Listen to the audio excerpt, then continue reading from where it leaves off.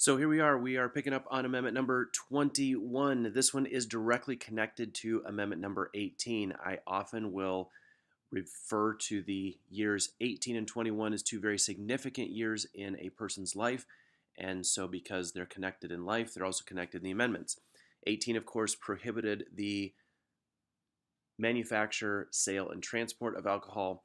And 21 essentially does away with all of that. And it says we're going to go back and return to the way things were before the 18th Amendment. Now, the one thing that the 21st Amendment does include is that it puts the idea of alcohol regulation on the states themselves. They now have the decision of what to do with that.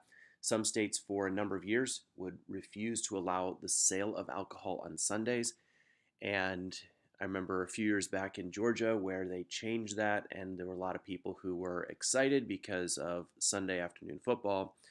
And then there were a lot of people who were very upset about that because of Sunday church.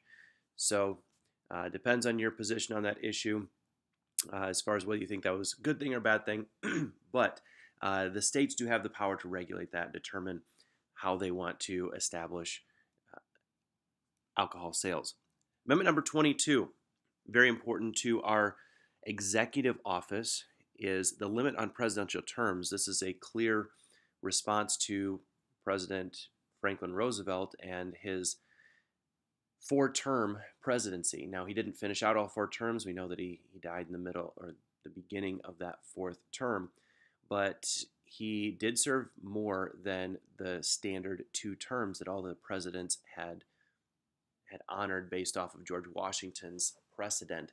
And so after that, there were congressmen that determined, this could be a potential problem down the road. Let's go ahead and put it in writing in the Constitution that a president can only serve for two terms consecutively. And it has been interpreted, at least at this point, and we'll see what happens, that a president can only serve two terms at all. You could, if we were to have a one-term president not get elected and then come back again, serve a second term, I believe, according to the way the Constitution is written, that would be it. Now, there are a couple of qualifications in here regarding a vice president that becomes president during the second half of a president's term. So he can still serve two full terms if that were the case. And so it is plausible that we could have a president serve for 10 years.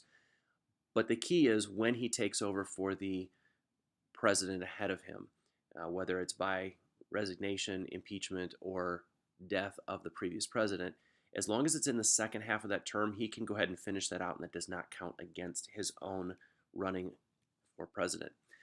Number 23. Oh, by the way, number 22, the way I remember that is it's number 22, and we're talking about two terms, so a lot of twos involved in that one. So in number 23, this one is Washington, D.C. electoral votes.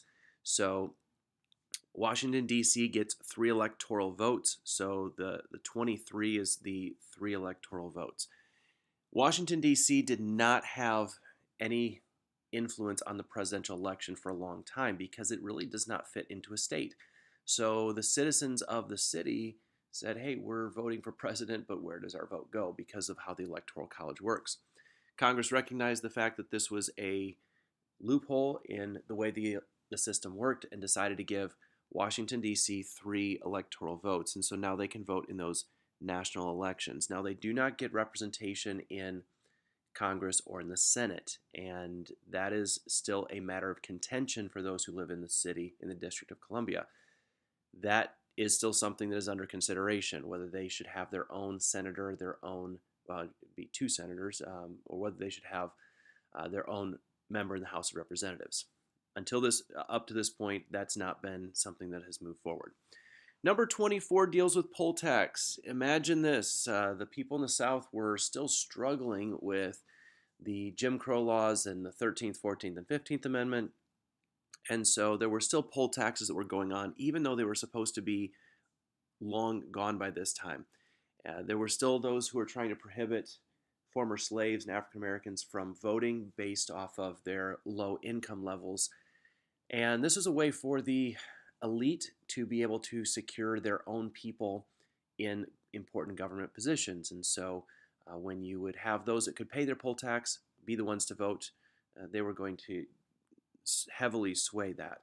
And there were often many cases as well where they would skew the vote, or they would give people opportunities to vote that couldn't afford it by simply reaching into the coffer, pulling out a few dollar bills, handing it to the person, and then asking it back in return as their poll tax. So those that they wanted to vote were able to vote. Those they didn't want to vote, they had ways to keep them from doing that. So Amendment number 24 outlawed all of that. There is no poll tax whatsoever when you go to vote, and it clears the path for people to be able to vote. And you heard about this earlier in the year, where when you go to the polls and you vote, there's even limits on campaigning and who can influence you as you're walking in there. You definitely cannot be charged a poll tax. Number 25 deals with presidential disability and the presidential succession line. When we get to the executive branch, we will go through this in more detail, but for right now, you just need to know the fact that this clarifies who would become president if who would become president if the president dies. Many automatically assumed, because of the way that our system was set up, we had a president and a vice president. Well, the vice president would just automatically move up. But there was nothing in the Constitution that stated that. And so those strict constitutionalists really had a hard time with this, especially when we had Franklin Roosevelt die in office, and then they brought up the fact that this is really not something found in the Constitution, so let's put it in there. So it does officially make the vice president the next president if something were to happen. The vice president then has the power to appoint his own vice president without an election. He can nominate, select, and essentially choose anybody he wants. Now, he does have to pick somebody that is qualified based off of the constitutional requirements in the second article of the Constitution. So he can't pick somebody that is not yet of age or meets the residency requirements. In addition, the president can also transfer his power to the vice president if that is necessary for a period of time.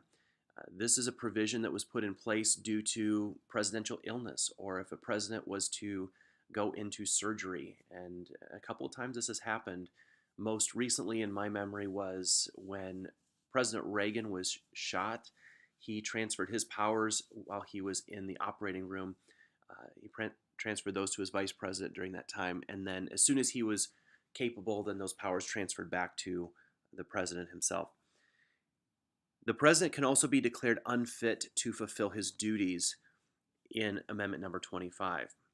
If the cabinet members all get together and they vote and they determine that the president is not of sound mind, or he is not in a condition to lead the country, and they take that recommendation to Congress, then they can actually make a vote to remove the president from office, and then the vice president would take over. Amendment number 26.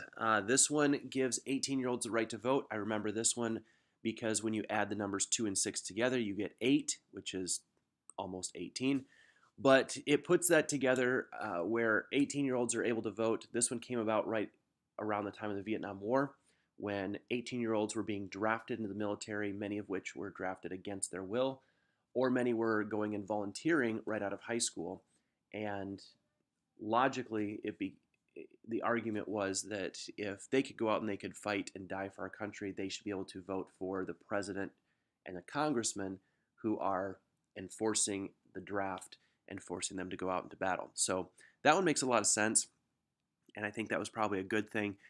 And so 18-year-olds can vote, and the previous voting age was 21, so it reduces that down to 18. Then our last one here is congressional pay raises. This was the longest amendment to sit in ratification. It took, I think it was almost 200 years for this one to actually pass through, and was not passed through until 1992. But this one makes sure that Congress does not give themselves a huge pay raise, and if they do give themselves a pay raise, it does not go into effect until they come back into the new Congress. So they've got to get back into reelection. It's got to pass through a whole new cycle. So it's not going to take effect during their immediate term. So that's definitely another one that makes a lot of sense. So we have 27 at this point. It's hard to say when we'll have the next one, but there are a lot that are being in consideration.